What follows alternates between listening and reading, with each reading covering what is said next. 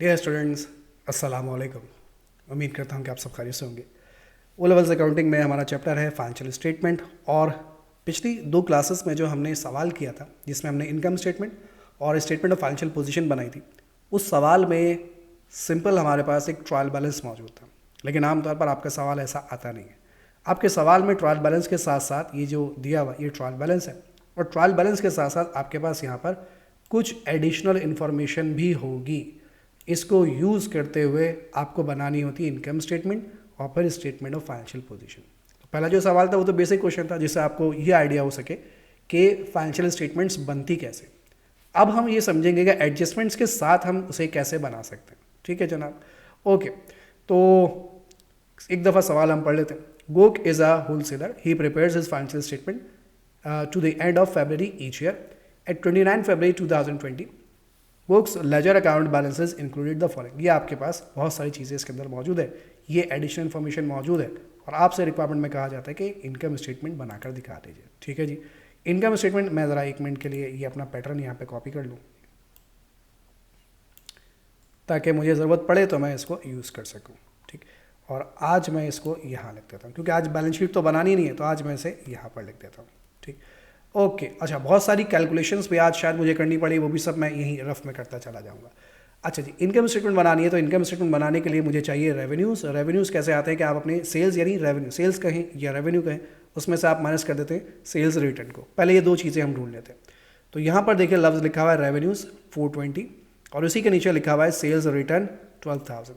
ठीक, तो दोनों चीज़ें जो मुझे चाहिए वो मुझे मिल गई हैं। इन दोनों को मैं हाईलाइट कर रहा हूँ। हाईलाइट क्यों कर रहा हूँ कि मैं इन दोनों को यूज़ करने जा रहा हूँ, रेवेन्यूज़ को और सेल्स रिटर्न को। ठीक है, अब आपको ये बात मैंने समझा दी थी कि आप अपने रेवेन्यूज़ में से सेल्स रिटर्न को क्या कर देंगे, लेस कर देंगे। तो मैं यहाँ पर लिखने जा रहा हूँ रेवेन्यूज़।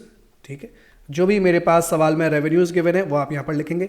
रेवेन्यूज़ कितने गिवन है आपके सवाल में, 4,20,000। अब देखिए, फिर आपको ये बात समझाई थी पिछले लेक्चर में, आज दोबारा डिस्कस करते हैं कि हम लास्ट कॉलम में क्या लिखेंगे। लास्ट कॉलम में हम इस रेवेन्यू का आंसर लिखेंगे, और जो भी इसी कैलकुलेशन यानी ये जो कैलकुलेशन कर रहा हूँ ये मैं इससे पीछे वाले कॉलम में लिखूंगा। तो अभी मुझे ये कैलकुलेशन करनी है, तो कैलकुलेशन आप इस वाले कॉलम में शो करेंगे। तो रेवेन्यूज़ में आप लिखेंगे 420। ठीक, और फिर इसके नीचे लिखेंगे आप लेस। इसमें से क्या लेस करने जा रहे हैं हम, सेल्स रिटर्न को हम इसमें से लेस करने जा रहे हैं। लेस कर रहे हैं तो आप इसे ब्रैकेट में शो कर देंगे। सेल्स रिटर्न की वैल्यू कितनी दी हुई है, $12,000, ये आप इसमें से लेस कर दीजिए। लेस करने के बाद, क्योंकि ये मेरे पास पहला स्टेप है, और जब इसे लेस कर दूंगा तो मेरे पास क्या आ जाएगा, फाइनल आंसर आ जाएगा। जो भी मेरे पास पहले स्टेप का फाइनल आंसर आएगा वो मैं लिखूंगा लास्ट कॉलम में। तो माइनस करने के बाद मैं इसे लिख देता हूँ 4,08,000 लास्ट कॉलम। ये मेरा पहला स्टेप कंप्लीट। ओके, दूसरा स्टेप है मेरे पास क्या, कॉस्ट ऑफ सेल्स। दूसरा स्टेप है कॉस्ट ऑफ सेल्स। तो कॉस्ट ऑफ सेल्स के लिए पहले आप यहाँ पर एक छोटी सी हेडिंग डालेंगे, लेस कॉस्ट ऑफ सेल्स। ये आपने हेडिंग डाली, यानी कॉस्ट ऑफ सेल्स हम मालूम करने जा रहे हैं। अब कॉस्ट ऑफ सेल्स कैसे आती है, उसका फॉर्मूला लिखा हुआ है। ठीक है जनाब, ये लॉजिकली समझ में आई आपको कि आपने 420 का माल बेचा था, जिसमें से $12,000 का माल जो है वापस हो गया, कस्टमर ने वापस कर दिया। तो एक्चुअली जो आपकी सेल्स हुई है वो 4,08,000 की सेल्स हुई। कॉस्ट ऑफ सेल्स के लिए मुझे सबसे पहले चाहिए ओपनिंग इन्वेंट्री। ठीक है जी, आइए ज़रा हम ढूंढते हैं कि क्या हमारे सवाल में कहीं पर ओपनिंग इन्वेंट्री गिवन है या नहीं है। चलो भाई ढूंढते हैं। ओपनिंग इन्वेंट्री ये रही इन्वेंट्री। ठीक है, यहाँ पर लिखा हुआ है इन्वेंट्री 1 मार्च 2019। 1 मार्च का मतलब हो गया कि ये मेरे पास कौन सी इन्वेंट्री है, सर ये आपके पास ओपनिंग इन्वेंट्री, फर्स्ट की डेट डली हुई है, यानी कि मेरे पास ओपनिंग इन्वेंट्री है। कितनी है, $26,700, ये मेरे पास ओपनिंग इन्वेंट्री। इसको मैंने हाईलाइट कर दिया और मैं नीचे आकर इसको शामिल कर लेता हूँ भाई, ओपनिंग इन्वेंटोरी, अभी सही हो जाएगा ये। ठीक है, अच्छा, क्योंकि मैं कॉस्ट ऑफ सेल्स की कैलकुलेशन कर रहा हूँ, अभी मैं कैलकुलेशन कर रहा हूँ, तो कैलकुलेशन आप इस वाले कॉलम में शो करते हैं। भूल गया, ओपनिंग इन्वेंटरी कितनी थी, $26,700। ठीक, अच्छा, फॉर्मूला कहता है कि आप इसमें सर ऐड कर दीजिए परचेजेस को। जो भी माल आपने परचेज किया सर वो आप इसमें ऐड कर दीजिए। पहले ढूंढता हूँ कि क्या मैंने कुछ माल परचेज किया है या नहीं किया। ढूंढते हैं भाई परचेज, ये लिखी हुई शुरू में लिखी हुई परचेजेस 3,11,400। मैंने कुछ माल परचेज किया, 3,11,400 का माल परचेज किया। अगर परचेज करूँगा तो फॉर्मूला कहता है कि वो आप इसमें क्या कर दीजिए, ऐड। क्यों, वो अभी समझाता हूँ। Add purchases. अच्छा, अब मैं इसकी वैल्यू नहीं लिख रहा, पिछले सवाल में जो हमने परचेजेस लिखी थी वो हमने इससे भी पीछे वाले कॉलम में लिखी थी, और मैंने कहा था जो फर्स्ट कॉलम है वो सिर्फ परचेजेस की कैलकुलेशन के लिए आप यूज़ करेंगे, ठीक। लेकिन अगर परचेज से रिलेटेड कोई कैलकुलेशन है तो फर्स्ट कॉलम यूज़ करेंगे, लेकिन अगर परचेज से रिलेटेड कोई कैलकुलेशन है ही नहीं, परचेज से रिलेटेड क्या कैलकुलेशन बताई थी आपको, ये बताया था कि अगर आपने कोई किराया दिया यानी कैरेज इनवर्ड है तो वो परचेज से रिलेटेड है, अगर परचेज रिटर्न की है तो वो परचेज से रिलेटेड है। लेकिन अगर ये दोनों ही चीज़ें नहीं है आपके सवाल में तो इट मीन्स कि आपके सवाल में परचेज से रिलेटेड कोई बात है ही नहीं। तो देखिए कि क्या आपके सवाल में कहीं पर भी कैरेज इनवर्ड या परचेज रिटर्न है या नहीं है। तो अगर आप ढूंढेंगे तो आपको यहाँ पर कहीं पर भी नज़र नहीं आएगा, ना ही कैरेज इनवर्ड है और ना ही परचेज रिटर्न है। इट मीन्स कि यही मेरी फाइनल परचेज है 3,11,400, दैट्स इट। ना मैंने कोई किराया दिया, हो सकता है कि भाई मैं अपनी गाड़ी इस्तेमाल करता हूँ, किराया देने की नौबत ही ना है, और ना ही मैंने ख़रीदा हुआ माल वापस किया, ठीक है। हो सकता है कि कोई माल ख़राब ही ना निकला हो, तो मैंने ना रिटर्न किया और ना ही मैंने कोई किराया दिया, बस यही मेरी जो फाइनल परचेज़ है। तो अब परचेज से रिलेटेड अगर कोई कैलकुलेशन नहीं है तो पहला कॉलम मेरे लिए ब्लैंक रहेगा। कितनी परचेज़ किया आपने?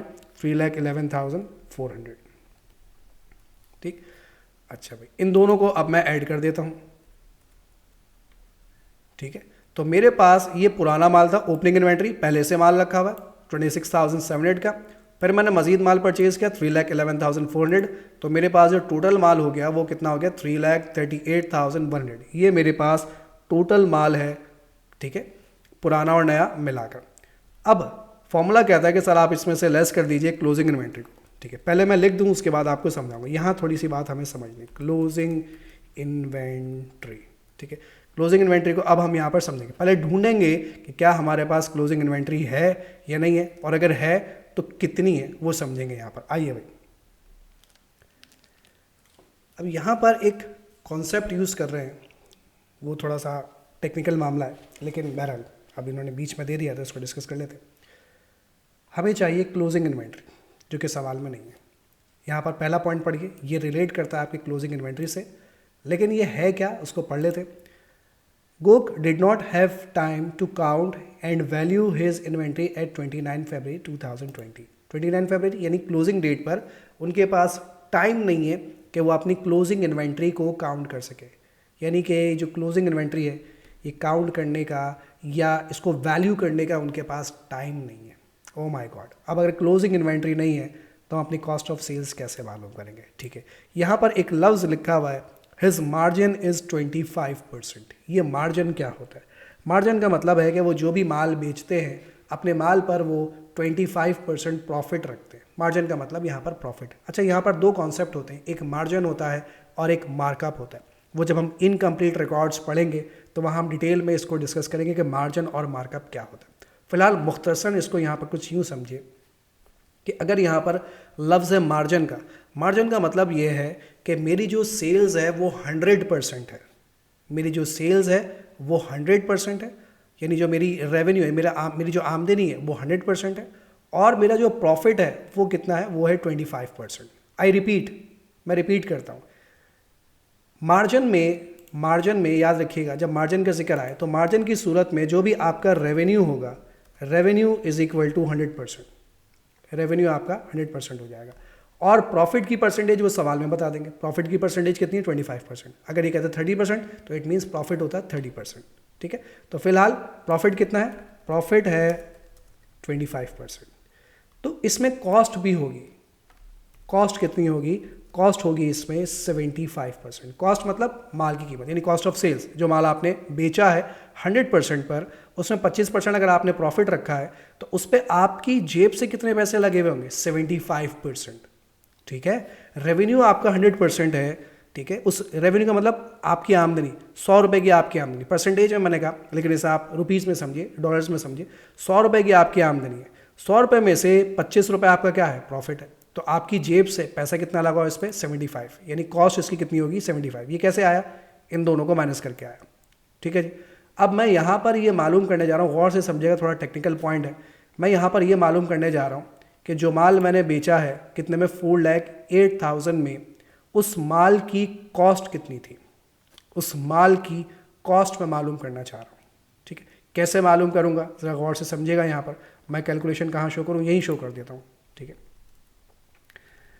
कैसे मालूम करेंगे?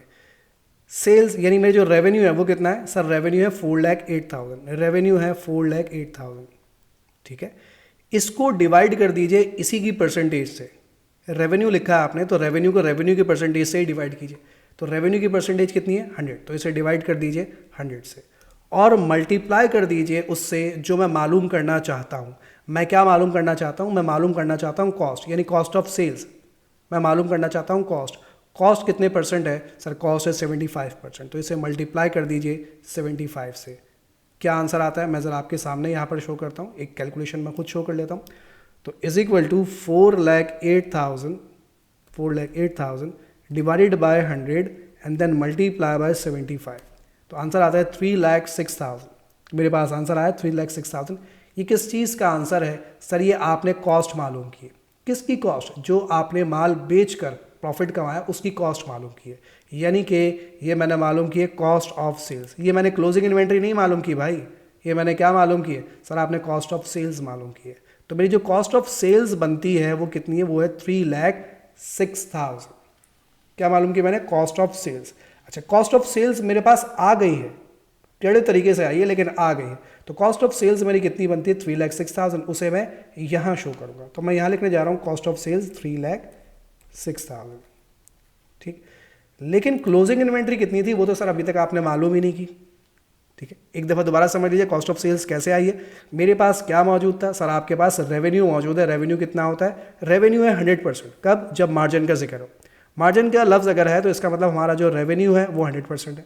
प्रॉफिट बताया 25%, तो अगर रेवेन्यू 100% है, प्रॉफिट 25% है, तो आपकी जेब से जो पैसा लगा होगा वो 75% पैसा लगा होगा, तो कॉस्ट है 75%, ठीक है। उसके बाद कैलकुलेट कैसे किया आपने वो समझ लीजिए। क्या कैलकुलेट किया हमने वो भी समझ लीजिए। हमने कॉस्ट कैलकुलेट की है, तो कॉस्ट कैलकुलेट करने का तरीक़ाकार क्या है? जो भी वैल्यू दी हुई है आपके पास, इनमें से जो भी वैल्यू दी हुई है वो यूज़ कीजिए। अपनी मर्जी से कोई भी वैल्यू यूज़ मत कर लीजिए। इनमें से इन तीनों का आपस में कनेक्शन है। मार्जिन और मार्कअप का अगर वर्ड है तो इन तीन लफ्ज़ों को गौर से देखना है, बाकी सारी वैल्यूज़ बेकार है। तो इनमें से कौन सी वैल्यू गिवन है, यानी किसकी वैल्यू गिवन है? हमारे पास सिर्फ रेवेन्यू की वैल्यू गिवन है। रेवेन्यू की वैल्यू कितनी है? 4,08,000, वो मैंने यहाँ पुट किया। फिर उसको उसी की परसेंटेज से डिवाइड कर दिया। रेवेन्यू की वैल्यू है 4,08,000 और रेवेन्यू का परसेंटेज कितना है? 100%, तो इसको इसी की परसेंटेज से डिवाइड किया। फिर मल्टीप्लाई करना है उससे जो मालूम करना है। अगर प्रॉफिट मालूम करना है तो 25 से मल्टीप्लाई कर दीजिए, और अगर कॉस्ट मालूम करनी है तो 75 से मल्टीप्लाई कर दीजिए। जो मालूम करना है उसी की परसेंटेज से मल्टीप्लाई कर दी। तो मुझे फ़िलहाल मालूम करनी थी अपनी कॉस्ट, यानी कॉस्ट ऑफ सेल्स। जो मैंने माल बेचा है उससे मेरी कॉस्ट कितनी थी, मैं ये मालूम करना चाह रहा था। तो कॉस्ट कितनी है? 75%, इसीलिए आपने मल्टीप्लाई कैसे? 75 से। तो मुझे ये पता चला कि जो मेरी कॉस्ट ऑफ सेल्स है वो कितनी है? 3,06,000। यानी जो माल मैंने बेचा है 4,08,000 में, उस माल की असल कीमत है 3,06,000। ये आई है मेरे पास कॉस्ट ऑफ सेल्स। ये क्लोजिंग इन्वेंट्री नहीं आई है भाई, ये आई है कॉस्ट ऑफ सेल्स, क्योंकि आपने कॉस्ट का फॉर्मूला इस्तेमाल किया, यानी कॉस्ट की परसेंटेज आपने जो है वो यूज़ की है, ठीक। तो सर क्लोजिंग इन्वेंट्री कितनी होगी वो तो बताया नहीं अभी तक आपने। चले, बड़े सिंपल सी बात है। ये मेरे पास पुराना माल था, ये मेरे पास नया माल था। दोनों माल मिलाकर टोटल कितने का माल था? 3,38,100 का सर आपके पास माल था। और 3,38,100 में से ये 3,06,000 क्या है सर? ये कॉस्ट ऑफ सेल्स है। कॉस्ट ऑफ सेल्स का मतलब कि सर इसमें से आपने ये माल बेच दिया, ठीक है। इस 3,38,100 में से जो आपके पास माल मौजूद था, इसमें से 3,06,000 का माल सर आपने बेच दिया। अगर मैंने इसमें से ये माल बेच दिया तो बाकी माल कहाँ है सर? बाकी माल आपके पास एंड में बच गया। क्या करें? इन दोनों को आपस में माइनस कर दीजिए। तो 338 में से माइनस कर दीजिए। आप किसको? आप माइनस करेंगे, मैं फिलहाल प्लस लिख रहा हूँ। कितना आएगा? 32,100। यानी जो मेरे पास क्लोजिंग इन्वेंट्री बचती है वो कितनी बचती है? 32,100, ठीक है। इसे आप ब्रैकेट में शो करेंगे। लो भाई, ये तो गड़बड़ी हो गई। बहरहाल मैं डायरेक्ट लिख देता हूँ, -32,100, ठीक है जी। दोबारा लॉजिकली बात समझ लेते हैं। मेरे पास पुराना माल था 26,700 का, ये माल मैंने परचेज़ किया। टोटल माल कितना हो गया? 338,100 का। अब 338,100 में से मेरे पास क्लोजिंग में, यानी एंड में जो माल बचा वो कितने का माल बचा है? 32,100 का माल मेरे पास एंड में बच गया। तो बाकी 3,06,000 का माल मैंने क्या कर दिया? सेल कर दिया। ये हमने पहले मालूम किया और हमने ये बाद में मालूम किया, यानी कॉस्ट ऑफ सेल्स पहले मालूम की और क्लोजिंग इन्वेंट्री हमने बाद में मालूम की। अब अगर 3,06,000 का माल मैंने बेचा है तो कितने में बेचा है, इसका जवाब ऊपर लिखा हुआ है। ये माल हमने बेचा है 4,08,000। सेल्स रेवेन्यू यानी कि रेवेन्यू जो है आपका ये शो करता है कि आपने कितने में बेचा है प्रॉफिट रखकर। और कॉस्ट ऑफ सेल्स, ये कॉस्ट ऑफ सेल्स है, ये क्या रिप्रेजेंट करती है, ये रिप्रेजेंट करती है कि जो माल आपने बेचा है उस माल की असल कीमत क्या थी। तो 3,06,000 का माल अगर मैंने 4,08,000 में बेच दिया तो सर हमें प्रॉफिट हो गया। कितने का प्रॉफिट हुआ, दोनों को आपस में माइनस कर दीजिए, तो सर हमें $1,02,000 का प्रॉफिट हो गया। इस प्रॉफिट को हम नाम देते हैं ग्रॉस प्रॉफिट, यानी ये हमारा अभी फिलहाल फाइनल प्रॉफिट नहीं है। ठीक है जनाब, चलो आगे बढ़ते हैं। इसके बाद थोड़ा टेक्निकल मामला था आज। रेवेन्यू हो गया, कॉस्ट ऑफ सेल्स हो गई, उसके बाद अदर इनकम। कोई भी income, discount received, commission received, rent received, अगर ऐसा कुछ है तो शामिल कर लीजिए। डिस्काउंट अलाउड है, कहीं रिसीव्ड का जिक्र है नहीं सर, पढ़कर देख लीजिए आप अच्छे तरीके से, कहीं पर भी हमारे पास कोई रेवेन्यू यहाँ पर मौजूद नहीं है। अच्छा नीचे पढ़कर देख लेते हैं, क्या नीचे कोई रेवेन्यू का जिक्र है। A loan of $60,000 was obtain from bank on 1 July 2019। Interest is charge at 7% per annum. Loan पे इंटरेस्ट हमें क्या करना है, लेना है या देना है, सर देना है। ये तो हमारा कुछ एक्सपेंस जैसा लग रहा है। और आपने कहा कि सर अभी हमें चाहिए कोई अदर इनकम, अगर है तो ठीक है, तो यहाँ पर कोई इनकम नहीं। अच्छा उसके बाद यहाँ पर डेप्रिसिएशन का जिक्र है।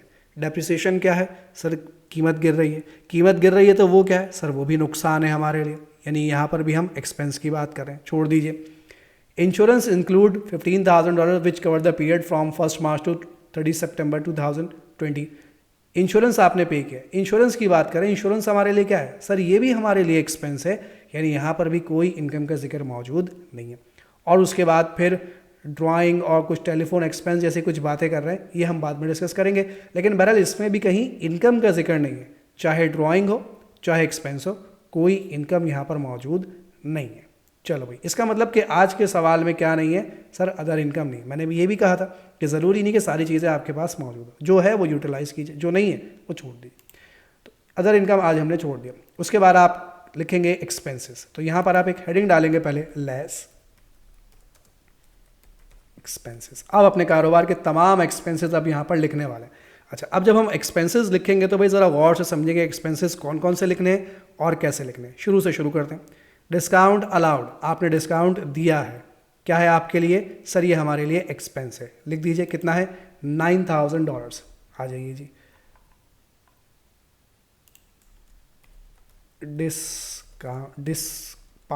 डिस्काउंट अलाउड, ठीक। अच्छा क्योंकि मैं एक्सपेंसेस की कैलकुलेशन करने जा रहा हूँ, यानी सारे एक्सपेंसेस को जमा करने जा रहा हूँ, तो उसकी कैलकुलेशन यहाँ शो करेंगे, $9,000, ठीक। अच्छा भाई और क्या है ऊपर, सर और ऊपर दिया हुआ है वेजेस। वेजेस मतलब आपने अपने एम्प्लॉयज़ को तनख्वाह दी है, $12,360। ये क्या है, सर ये भी हमारे लिए एक्सपेंस है, ठीक है। क्या वेजेस से रिलेटेड नीचे कोई पॉइंट था, नहीं सर, अच्छे तरीके से हमने पढ़ लिया है, वेजेस से रिलेटेड नीचे कोई पॉइंट नहीं था, तो ये अमाउंट ऐसे ही लिख दिया जाएगा, $12,360। तो यहाँ लिखेंगे आप वेजेस, ठीक है। वापस चलते हैं ऊपर, वेजेस के बाद यहाँ पर है रेंट्स एंड रेट्स, आपने किराया वगैरह दिया है, तो ये क्या है, सर ये भी हमारे लिए एक्सपेंस है ना, और इससे रिलेटेड भी नीचे कोई पॉइंट नहीं था। रेंट वगैरह जो आप दे रहे हैं वो भी आपके लिए क्या एक्सपेंस है, तो इसे भी आप अपने एक्सपेंसेस में शामिल कर लेंगे। रेंट एंड रेट्स, पैसे भूल गए इसके, $11,750, इससे रिलेटेड भी नीचे कोई पॉइंट नहीं था। वापस ऊपर चलते हैं, उसके बाद लिखा हुआ है जर्नल एक्सपेंसेस, इसके तो नाम में लिखा हुआ है जर्नल एक्सपेंसेस। कितने शरीफ लोग हैं, देखो लिख कर दे दिया जर्नल एक्सपेंसेस $4,220। आप भी लिख दीजिए यहाँ पर जर्नल एक्सपेंसेस,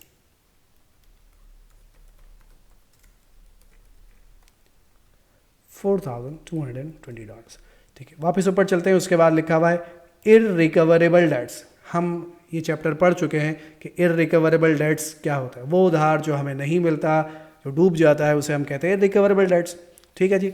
और आपको याद होगा कि हम इररिकवरेबल डेट्स के लिए जब एंट्री बनाते थे तो हम अपनी इनकम स्टेटमेंट को डेबिट करते थे। इनकम स्टेटमेंट डेबिट होने का मतलब ये है कि हमारा खर्चा बढ़ रहा है। जब खर्चा बढ़ रहा है तो इसे आप अपने एक्सपेंसेस में क्या करेंगे, शामिल करेंगे, ठीक है भाई। पैसा डूब रहा है तो आपको एक्सपेंस है, खर्चा है, कितना है, $8,600, और इससे रिलेटेड भी नीचे कोई पॉइंट नहीं है, डायरेक्ट लिख देंगे इररिकवरेबल डेट्स। Irrecoverable dates. पैसा कितना था इसका? $8,600। ठीक। अच्छा, अब जो पॉइंट है वो थोड़ा सा परेशान करेगा हमें, इंश्योरेंस के बारे में। इंश्योरेंस का जो अमाउंट है वो कितना है? $4,500। ये हमें इंश्योरेंस का अमाउंट बताया गया है। ठीक है। हाँ, इंश्योरेंस क्या है पहले तो ये फैसला कीजिए। सर इंश्योरेंस हमारे लिए एक्सपेंस है ना? इंश्योरेंस हमारे लिए एक्सपेंस है, हमने पे किया होगा तो हमारे लिए एक्सपेंस है। एक्सपेंस है तो अपने एक्सपेंसेस में शामिल कर लेते हैं। आइए शामिल कर लेते हैं। तो यहाँ पर मैं लफ्ज़ लिखता हूँ इंश्योरेंस, पैसे नहीं लिख रहा मैं, इसके पैसे मैं अभी थोड़ी देर के बाद लिखता हूँ। अच्छा जी, इंश्योरेंस के बारे में क्या नीचे कोई पॉइंट था? हाँ सर, ये इंश्योरेंस से रिलेटेड एक पॉइंट हमें यहाँ पर बताया गया है। अगर इंश्योरेंस से रिलेटेड कोई पॉइंट है तो इट मीन्स कि इसमें कोई कमी या बेशी होगी। अब जो इंश्योरेंस से रिलेटेड यहाँ पर पॉइंट है ज़रा वो समझिएगा। The insurance includes $1,500 which covers the period from 1 March two 30 सितंबर 2020। आपने इंश्योरेंस के कितने पैसे दिए? सर हमने पे किए $4,500 हमने पे किए टोटल। ठीक है, हमने टोटल जो इंश्योरेंस के पे किए वो टोटल हमने पे किए 4,500। कहाँ से कहाँ तक हमें खुद नहीं पता। जब हमने एनालाइज किया, कब बैठकर 29 फरवरी 2020 को बैठकर जब हमने अपनी इंश्योरेंस के अमाउंट को चेक किया, तो चेक करने के बाद हमें ये पता चला कि इस 4,500 में से $1,500 का अमाउंट ऐसा है जो कि इस पीरियड का नहीं है। जो कि कौन से पीरियड का है? 1 मार्च से 30 सितंबर का है। और हमारा कब पीरियड एंड हो रहा है? 29 फरवरी पे हमारा पीरियड एंड हो गया, यानी साल ख़त्म हो गया। फरवरी के बाद क्या आएगा? मार्च। बिल्कुल इसके अगली डेट आ जाएगी 1 मार्च। यानी जो $1,500 हैं वो इस पीरियड के बाहर चले गए, वो इस पीरियड के नहीं है। यानी आपने $1,500 किसी को इंश्योरेंस के लिए एडवांस में पे किए हुए। एडवांस में अगर पैसा दे दें तो वो क्या कहलाता है? सर वो कहलाता है प्रीपेड। पढ़ा था हमने, वो हमारे लिए कहलाता है प्रीपेड। जो पैसा हम किसी को एडवांस में दे दें उसे हम कहते हैं प्रीपेड। कितना पैसा एडवांस में दिया हुआ है? पूरा तो नहीं दिया हुआ। $1,500 इसमें से ऐसे हैं जो हमने आने वाले वक्त के लिए हमने एडवांस में दे दिए। अच्छा, एक बड़ा सिंपल सा कॉन्सेप्ट है हमारे पास, मैचिंग प्रिंसिपल। मैचिंग प्रिंसिपल ये कहता है आपसे कि आप जिस पीरियड में मौजूद है ना, इसी पीरियड के आप अपने रेवेन्यूज़ भी लिखेंगे और इसी पीरियड के आप अपने एक्सपेंसेस भी लिखेंगे। इससे आगे वाले पीरियड के एक्सपेंसेस नहीं लिख सकते आप, वरना तो आप गलत इंटरप्रेट करेंगे अपने रिजल्ट्स को। तो इंश्योरेंस का जो मैं अमाउंट यहाँ पर लिखूंगा वो सिर्फ फरवरी तक का जो मेरा खर्चा है मैं वो लिखूंगा। फरवरी के आगे का अगर मैंने पैसा दे दिया तो वो मेरा एक्सपेंस नहीं है, वो मेरा प्रीपेड है। यानी वो मेरे लिए अदर रिसिबल्स के नाम से करंट एसेट्स में शो किया जाएगा। तो ये मेरे पास 4,500 में से $1,500 का अमाउंट ऐसा है, यहाँ ये प्रीपेड नहीं है, ये प्रीपेड है $1,500। ठीक है, ये $1,500 मेरे लिए क्या है सर? सर ये प्रीपेड है।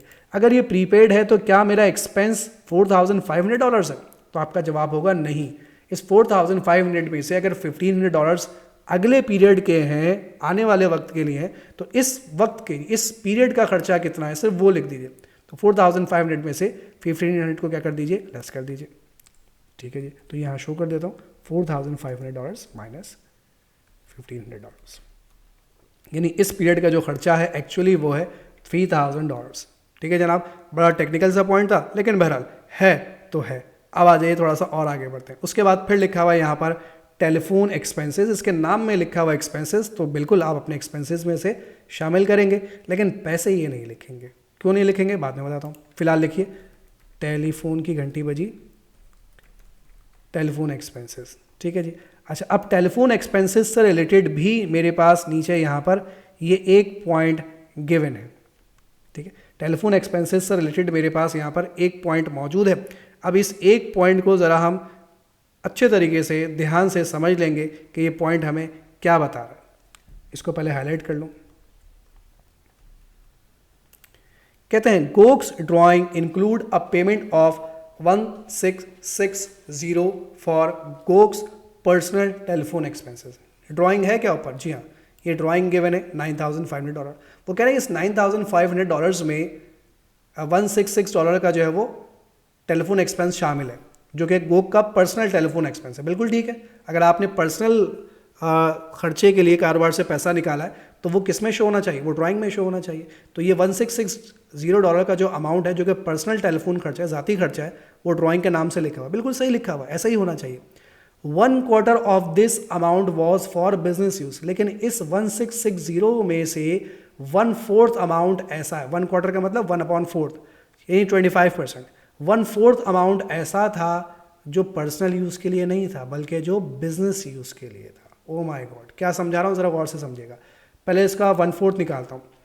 1660 नहीं ऐसे लिखता हूँ, is equal to 1660 divided by 4, 1/4, ठीक है। 1/4 बनता है $415, यानी इस 1660 में से $415 का अमाउंट, ये कैसे कैलकुलेट किया दोबारा समझा दूं भाई, कहीं आप बोलें बहुत तेजी से कैलकुलेट कर लिया।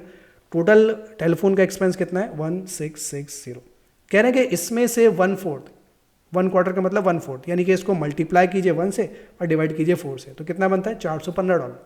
यानी इस 1660 में से $415 का जो अमाउंट है, जो कि ड्राइंग के नाम से लिखा हुआ है, जो कि ड्राइंग में लिखा हुआ है, पर्सनल एक्सपेंस में लिखा हुआ है, एक्चुअली वो $415 का अमाउंट ड्राइंग का नहीं है, पर्सनल यूज़ का नहीं है, वॉज फॉर बिजनेस यूज़, यानी वो आपके कारोबार का टेलीफोन का खर्चा था, उसे भी आपने पर्सनल यूज़ में लिख दिया और ड्राइंग के अंदर आपने उसे शामिल कर दिया। ठीक है जनाब, यानी वो ये कहना चाह रहे हैं कि हमारा जो टेलीफोन एक्सपेंस लिखा हुआ है, कितना लिखा हुआ है 4565, हमारा टेलीफोन एक्सपेंस लिखा हुआ है 4565। इसके अलावा एक और टेलीफोन एक्सपेंस है $415 का, जो कि इसके अंदर शामिल है, गलती से ड्राइंग के अंदर शामिल हुआ, तो उसे ड्राइंग से निकाल कर किस में शामिल कर दीजिए, टेलीफोन एक्सपेंस में शामिल कर दीजिए। तो अगर कोई पूछे आपका बिजनेस का सिर्फ टेलीफोन का बताइए, ज़ाती एक्सपेंस को छोड़ दीजिए, ड्राइंग को छोड़ दीजिए, क्या आपके टेलीफोन का खर्चा 4565 है, तो आपका जवाब होगा नहीं सर, 4565 तो एक्चुअल खर्चा जो यहाँ लिखा हुआ है वो तो ऑलरेडी है, इसके अलावा $415 का खर्चा बिजनेस का और है, जो कि टेलीफोन के नाम से ही है, लेकिन वो पर्सनल खर्चे में लिखा हुआ है, यानी मेरे टेलीफोन का खर्चा ये भी है और ये भी, यानी ये जो एक्स्ट्रा खर्चा हुआ जो कि ड्राइंग में लिखा हुआ है, उसे ड्राइंग से निकालकर टेलीफोन एक्सपेंस में लेकर आ जाइए। क्यों? क्योंकि वो बिजनेस का खर्चा है, तो बिजनेस का खर्चा है तो बिजनेस में शामिल होना चाहिए, तो ये दोनों ही मेरे बिजनेस के खर्चे हैं। तो मैं अपना टेलीफोन एक्सपेंस लिखने जाऊंगा तो कुछ ऐसे लिखूंगा कि मेरा अपना टेलीफोन का खर्चा कितना था 4565 प्लस $415 एक्स्ट्रा मैं इसके अंदर क्या करूंगा, ऐड कर दूंगा, $415 में इसके अंदर मजीद ऐड कर दूंगा। ठीक है, तो ये कितना हो जाएगा 4565 प्लस $415, तो ये मिलाकर बन जाता है 4980। ठीक है जनाब, चलो, ओ माय गॉड, और आगे बढ़ते हैं। इसके बाद ड्राइंग आपके लिए एक्सपेंस नहीं है, ये आपके लिए कैपिटल है, कैपिटल से रिलेट करता है और हमें वो चीज़ नहीं चाहिए। फिक्सचर्स एंड इक्विपमेंट, ये क्या है सर? ये आपके लिए नॉन करंट एसेट है और इनकम स्टेटमेंट में कोई नॉन करंट एसेट नहीं आता। ठीक है, उसके बाद प्रोविजन फॉर डेप्रिसिएशन, ये एसेट का कॉन्ट्रा है, ये भी एक्सपेंस नहीं है, तो ये भी यहाँ पर नहीं लिखा जाएगा। अभी हमें सिर्फ क्या चाहिए, हमें सारे एक्सपेंसेस चाहिए फिलहाल, तो ये तीनों ही मेरे लिए एक्सपेंस नहीं है। ठीक है, अब जब एक्सपेंस नहीं है तो आप नीचे आ जाएंगे, नीचे पॉइंट नंबर 1 से रिलेटेड जो भी ज़रूरी बात थी वो मैंने हाईलाइट कर दी, यानी उसे मैं यहाँ पर शामिल कर चुका हूँ। पॉइंट नंबर 4 से रिलेटेड भी जो भी ज़रूरी बात थी, 5 से ज़रूरी रिलेटेड जो बात थी वो सब मैं यहाँ पर शामिल कर चुका हूँ। ठीक, अब रह क्या जाता है सर, आपके पास 2 पॉइंट्स रह जाते हैं, इसमें से पॉइंट नंबर 2 को फिलहाल छोड़ दीजिएगा। पॉइंट नंबर 3 पर अब हम आएंगे। पॉइंट नंबर 3 में लिखा हुआ है the fixtures and equipment are being depreciated at 12% per annum using the reducing balance method. ठीक है जी, रिड्यूसिंग बैलेंस मेथड से आपको फिक्सचर्स एंड इक्विपमेंट पर, जो फिक्सचर एंड इक्विपमेंट यहाँ पर दिया हुआ है, इस पर आपको डेप्रिसिएशन कैलकुलेट करना है 20% रिड्यूसिंग बैलेंस मेथड के साथ। तो पहले तो हम ये डिसाइड करते हैं कि क्या डेप्रिसिएशन जो हम निकालेंगे इस ईयर का, क्या वो हमारे लिए एक्सपेंस है या नहीं है। जी बिल्कुल है, जो हम इस पीरियड का डेप्रिसिएशन निकालेंगे वो बिल्कुल हमारे लिए एक्सपेंस है। अगर आपको एंट्री याद हो, डेप्रिसिएशन के लिए हम एंट्री बनाते थे इनकम स्टेटमेंट डेबिट और provision for depreciation credit. Provision तो कॉन्ट्रा एसेट है, लेकिन जो आप वहाँ पर इनकम स्टेटमेंट को डेबिट करते थे, बेसिकली वो इनकम स्टेटमेंट के यहाँ पर एक्सपेंसेस को रिप्रेजेंट कर रहा होता था। तो आप अपने एक्सपेंसेस में एक और एक्सपेंस शामिल करेंगे, डेप्रिसिएशन एक्सपेंस। ठीक, थोड़ा सा इसको मैं उठाकर यहाँ ले आऊँ क्योंकि यहाँ मुझे ज़रूरत पड़ने वाली है। अच्छा, अब डेप्रिसिएशन के बारे में वो आपसे कह रहे हैं कि भाई हमने डेप्रिसिएशन की आपको अमाउंट नहीं बताई। हाँ, अलबत्ता हमने आपको मेथड बता दिया, रिड्यूसिंग बैलेंस मेथड। और क्या अच्छी बात है कि हम डेप्रिसिएशन पढ़ चुके हैं। तो डेप्रिसिएशन में जो रिड्यूसिंग बैलेंस मेथड है वो क्या कहता है, वो ये कहता है कि जो भी इस वक्त इक्विपमेंट की बुक वैल्यू है उस पर 20% रेट अप्लाई कर देंगे। बुक वैल्यू का मतलब क्या होता है, सर अभी क्या कीमत है। तो देखिए फर्नीचर जो कॉस्ट है, जो मैं खरीद कर लेकर आया था फर्नीचर, वो कितने में लेकर आया था, 120 में। मैं अपना नॉन करंट एसेट लेकर आया था 120 में, और उस पर प्रोविजन है। प्रोविजन मतलब अब तक का जो डेप्रिसिएशन है वो 43,200 अब तक उस पर डेप्रिसिएशन भी निकाला जा चुका है। तो अगर कोई पूछे, अभी इस साल का नहीं निकाला, ये पहले की बात हो रही, अगर कोई पूछे इस डेट पर आपका इक्विपमेंट कितने का है, तो मैं क्या करूंगा, 120 में से इस डेप्रिसिएशन को लेस कर दूंगा। यानी आज की तारीख में मेरा जो इक्विपमेंट है वो कितने का है, वो है $76,800 का। इस वक्त जो मेरे पास इक्विपमेंट मौजूद है वो 76,800 का है करंट वैल्यू। बुक वैल्यू जो उसकी है वो ये है। और रिड्यूसिंग बैलेंस मेथड भी ये कहता है कि जो इस वक्त की मौजूदा वैल्यू है उस पर रेट लगाइए, ना कि उस पर जिस पर आपने खरीदा था। तो खरीदने वाली कीमत पर नहीं लगाना, आज जो कीमत है 76,800 इस पर आप 20% रेट अप्लाई कर देंगे। ठीक, तो मैं कितनी वैल्यू आती है, 76,800 यही वैल्यू आई थी ना, एक दफ़ा दोबारा चेक कर लेता हूँ। हाँ जी, इस पर मुझे रेट लगाना है, मल्टीप्लाई करना है मुझे इस पर 20%। चलो जी, तो मैं यहाँ शो करूँ 76,800 मल्टीप्लाई बाय 20 डिवाइडेड बाय 100, तो आंसर आ जाता है $15,360। ये मेरे पास एक्सपेंसेस होगा। सर आपने एक छोड़ दिया, ये बाद में बताता हूँ, थोड़ी देर इंतज़ार कीजिए ना प्लीज़। तो यहाँ पर आपके एक्सपेंसेस कंप्लीट हो जाते हैं। अब आप इनका कर लेंगे टोटल, बहुत सारे खर्चे हो गए आज तो। $69,270 ये आपके एक्सपेंसेस का टोटल है। ठीक है, यानी आपके जो कारोबार के खर्चे हुए हैं वो ये हुए। अब सोचिए आपने प्रॉफिट कितना कमाया था। सर हमने प्रॉफिट कमाया था 1,02,000, उसमें से आपने ये खर्चे अदा कर दिए। अब जब आप ये खर्चे करेंगे कारोबार के, तो इससे आपका प्रॉफिट क्या हो जाएगा, कम हो जाएगा। कम हो जाएगा तो आप इसे अपने प्रॉफिट में से क्या कर देंगे, सारा इसे हम अपने प्रॉफिट में से माइनस कर देंगे। माइनस कर देते हैं जनाब। माइनस करने के बाद मेरे पास जो प्रॉफिट बचता है वो कितना बचता है, $32,730। ये अब मेरे पास प्रॉफिट बचता है, इसे हम नाम देते हैं profit from operation.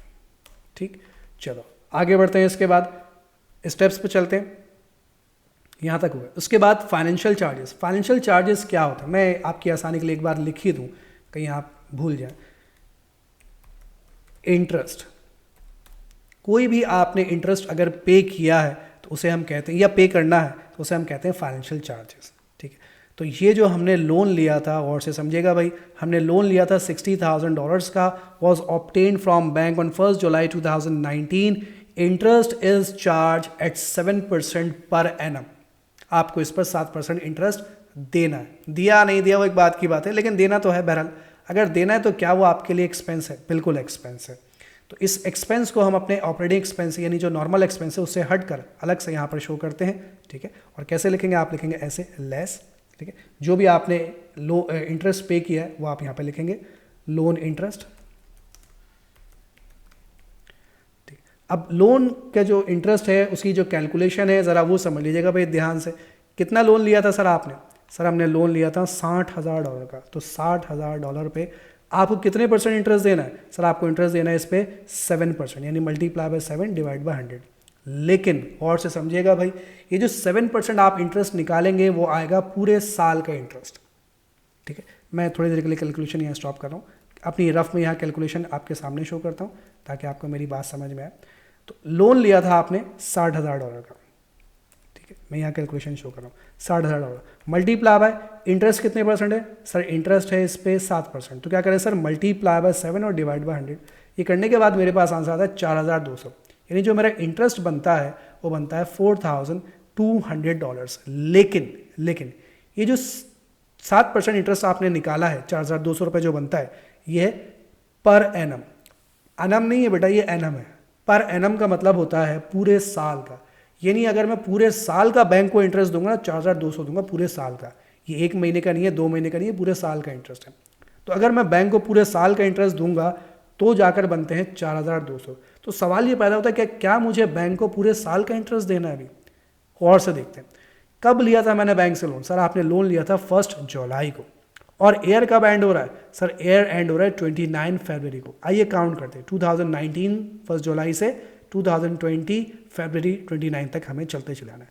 Month count कीजिए आप, जुलाई, अगस्त, सितंबर, अक्टूबर, नवंबर, दिसंबर, जनवरी, फरवरी, दैट्स इट। फरवरी पे आके रुक जाइए, ठीक है। दोबारा रिपीट करता हूँ, जुलाई, अगस्त, सितंबर, अक्टूबर, नवंबर, दिसंबर, जनवरी, फरवरी। काउंट करें कितने महीने हो गए, 1 2 3 4 5 6 7 8, 8 महीने हो गए। जुलाई से लेकर फरवरी तक, जब से लोन लिया जब तक हमारा पीरियड एंड हुआ, तब से सर बनते हैं 8 महीने। तो क्या मैं बैंक को पूरे साल का इंटरेस्ट दूं? अभी पूरा साल हुआ ही नहीं लोन लिए हुए, कितने महीने में सर? 8 महीने में। तो मुझ पर जो इंटरेस्ट ड्यू है अभी, मुझे जो अभी इंटरेस्ट ड्यू है मुझ पर अभी, वो सिर्फ 8 महीने का है। और हमारा जो कॉन्सेप्ट है वो यही कहता है कि जितने महीने के पे आप मौजूद हैं, बस उतने महीने का खर्चा लिखिए आप, उससे आगे का खर्चा ना लिखिए। तो लोन लिए हुए हमें सिर्फ 8 महीने हुए, तो खर्चा भी कितने महीने का लिखना चाहिए हमें? 8 महीने का। तो अगर मैं इसे 8 महीने में कन्वर्ट करूं तो क्या करना चाहिए? 4200 मल्टीप्लाई बाय 8 डिवाइडेड बाय 12, वही जो डेप्रिसिएशन मैं आपको सिखाया था, मल्टीप्लाई बाय 8 डिवाइडेड बाय 12। अगर 8 महीने का चाहिए तो 8 से मल्टीप्लाई कीजिए और 12 से डिवाइड कीजिए। क्यों? क्योंकि ये पूरे 12 महीने का, पूरे साल का था। अगर 6 महीने का चाहिए होता तो मल्टीप्लाई बाय 6 डिवाइड बाय 12 कर देते। तो इंटरेस्ट बनता है आपका $2,800, ठीक है जनाब। तो यहाँ पर आप इसी कैलकुलेशन को कंप्लीट शो करेंगे, मल्टीप्लाई बाय 8 डिवाइडेड बाय 12, सही से नहीं लिखा, डिवाइड बाय 12। तो हमारा जो इंटरेस्ट बनता है कितना था भूल गया मैं, $2,800। ये आप यहाँ से क्या कर देंगे? लेस कर देंगे। लेस करने के बाद आपके पास जो भी आंसर आएगा, क्योंकि सवाल में इनकम टैक्स नहीं है, इनकम टैक्स नहीं है, तो यही आपका जो है वो फाइनल आंसर है। फाइनल आंसर है तो आप इसे सॉल्व करने के बाद पहले तो सॉल्व कर लूँ। $29,930 ये मेरे पास प्रॉफिट बचता है। जब प्रॉफिट बच गया तो आप इसे क्या नाम देते हैं? Profit for the year, profit for the year, ठीक है जी। ओके, आज के सवाल में जो ज़रूरी 2 बातें थी, पहली बात ये कि आपके सवाल में यहाँ पर आज क्लोजिंग इन्वेंट्री गिवन नहीं थी। तो क्लोजिंग इन्वेंट्री को हमने डायरेक्ट मालूम नहीं किया, हमने पहले कॉस्ट ऑफ सेल्स मालूम की और उसके बाद क्लोजिंग इन्वेंट्री मालूम की, पहली बात। दूसरी बात ये कि जो इसके अंदर हमने बहुत सारी चीज़ें कैलकुलेट करके सीखी है, समझी है। एक हमने यहाँ पर इंटरेस्ट सीखा है कि इंटरेस्ट कैसे लिखा है आपने, ठीक है। उसके बाद डेप्रिसिएशन कैसे लिखा है, डेप्रिसिएशन की कैलकुलेशन समझिए। आज के सवाल में एडजस्टमेंट के साथ हमने इनकम स्टेटमेंट को बनाना सीखा है। अब इसमें शुरू में तो शायद आपको परेशानी होगी, लेकिन आहिस्ता आहिस्ता आप इसके यूज टू हो जाएंगे, फिर आपको चीज़ें समझ में आने लगेंगी। बस ये जहन में रखना है कि कोई भी एडजस्टमेंट का पॉइंट आपने छोड़ा नहीं है, सारे पॉइंट्स यहाँ पर शामिल किए। किसी ना किसी पॉइंट में कोई ना कोई एक्सपेंस ज़रूर होगा आपके पास या कोई इनकम होगी। और ऊपर भी अगर आप देखें तो आपने तमाम अपनी रेवेन्यूज़ और तमाम एक्सपेंसेस को लिख लिया। ड्राइंग कैपिटल है, फिक्सचर्स और प्रोविजन ये दोनों ही आपके लिए नॉन करंट एसेट है, इसीलिए इनको हमने यहाँ पर शामिल नहीं किया। हाँ, अगर वो आपसे कहते हैं कि स्टेटमेंट ऑफ फाइनेंशियल पोजीशन बनाइए तो फिर हम उसे बिल्कुल शो करते हैं, इन चीज़ों को वहाँ ज़रूर लेकर जाते हैं, लेकिन फ़िलहाल उन्होंने वो चीज़ें नहीं मांगी, तो इसलिए फ़िलहाल ये तीनों अकाउंट इस वक्त हमारे लिए इररेलेवेंट थे। हाँ, इससे हमने बुक वैल्यू ज़रूर निकाली थी और इसी के मुताबिक हमने डेप्रिसिएशन कैलकुलेट किया था, ठीक है। तो आज के लिए हम इस सवाल को यहीं पे स्टॉप करते हैं और उम्मीद करता हूं कि आपको थोड़ा बहुत, पूरा तो नहीं कहूँगा, थोड़ा बहुत ज़रूर समझ में आया होगा। मज़ीद हम आगे के सवालात पर जाएंगे तो चीज़ें आपको और क्लियर होने लगेंगी। इंशाल्लाह फिर मुलाकात करेंगे आपसे। टेक केयर, अल्लाह हाफ़िज़।